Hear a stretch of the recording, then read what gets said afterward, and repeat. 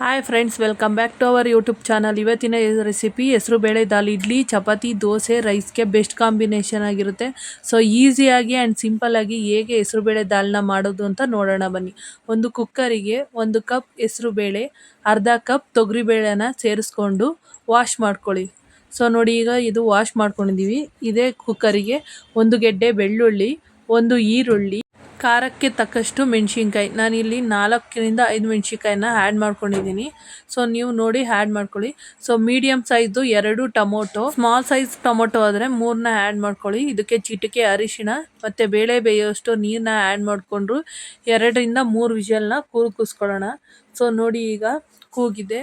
So ಯಾವ ರೀತಿ ಬೆಂದಿದೆ ಅಂತ. ಈಗ ಇದನ್ನು ಬೇಳೆ ಬೆಂದಿರೋದನ್ನು ಸ್ಮ್ಯಾಶರ್ ತೊಗೊಂಡು ನೀಟಾಗಿ ಸ್ಮ್ಯಾಶ್ ಮಾಡ್ಕೊಳ್ಳೋಣ. ನೀಟಾಗಿ ಸ್ಮ್ಯಾಶ್ ಮಾಡಿಕೊಂಡು ಇದಕ್ಕೆ ನಿಮಗೆ ಕನ್ಸಿಸ್ಟೆನ್ಸಿ ಎಷ್ಟು ಬೇಕೋ ಅಷ್ಟನ್ನ ನೀರನ್ನ ಆ್ಯಡ್ ಮಾಡ್ಕೊಳ್ಳಿ. ಇದಕ್ಕೆ ರುಚಿಗೆ ತಕ್ಕಷ್ಟು ಉಪ್ಪನ್ನು ಸೇರಿಸ್ಕೊಂಡು ಬೇಯಿಸ್ಕೊಳ್ಳೋಣ.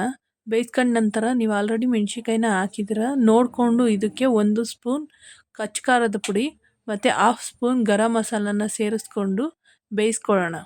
ಮೆಣಸಿನ್ಕಾಯಿ ಪುಡಿ ಬಂದು ಆಪ್ಷನಲ್, ನಿಮ್ಗೆ ಇನ್ನೂ ಖಾರ ಬೇಕು ಅಂದರೆ ಮೆಣಸಿನ್ಕಾಯಿ ಪುಡಿನ ಆ್ಯಡ್ ಮಾಡ್ಕೋಬೋದು. ಸೊ ನೋಡಿ, ಈಗ ಒಗ್ಗರಣೆಗೆ ಸ್ವಲ್ಪ ಎಣ್ಣೆ, ಅದಕ್ಕೆ 1 ಸ್ಪೂನ್ ತುಪ್ಪ, ಸಾಸಿವೆ, ಜೀರಿಗೆ, ಒಣಮೆಣ್ಸಿನ್ಕಾಯಿ, ಕರಿಬೇವಿನ ಸೊಪ್ಪನ್ನ ಸೇರಿಸ್ಕೊಂಡು ಒಗ್ಗರಣೆನ ದಾಲ್ಗೆ ಸೇರಿಸ್ಕೊಳ್ಳೋಣ. ಸೊ ದಾಲ್ಗೆ ಸೇರಿಸ್ಕೊಂಡ ನಂತರ ಇದಕ್ಕೆ ಸ್ವಲ್ಪ ಕೊತ್ತಂಬರಿ ಸೊಪ್ಪು, ಸ್ವಲ್ಪ ತೆಂಗಿನಕಾಯಿ ತುರಿ ಸೇರಿಸ್ಕೊಂಡು ಮಿಕ್ಸ್ ಮಾಡಿ ಬೇಯಿಸ್ಕೊಳ್ಳಿ. ಸೊ ಎಷ್ಟು ಈಸಿಯಾಗಿ ಮಾಡ್ಬೋದು ಅಂತ ನೋಡಿದ್ರಲ್ಲ, ನೀವು ಟ್ರೈ ಮಾಡಿ. ಇಷ್ಟ ಆದರೆ ಲೈಕ್ ಮಾಡಿ, ಶೇರ್ ಮಾಡಿ, ಪ್ಲೀಸ್ ಸಬ್ಸ್ಕ್ರೈಬ್ ಮಾಡಿ, ಹಾಗೆ ನಿಮ್ಮ ಫ್ಯಾಮಿಲಿ ಫ್ರೆಂಡ್ಸ್ಗೂ ಶೇರ್ ಮಾಡಿ.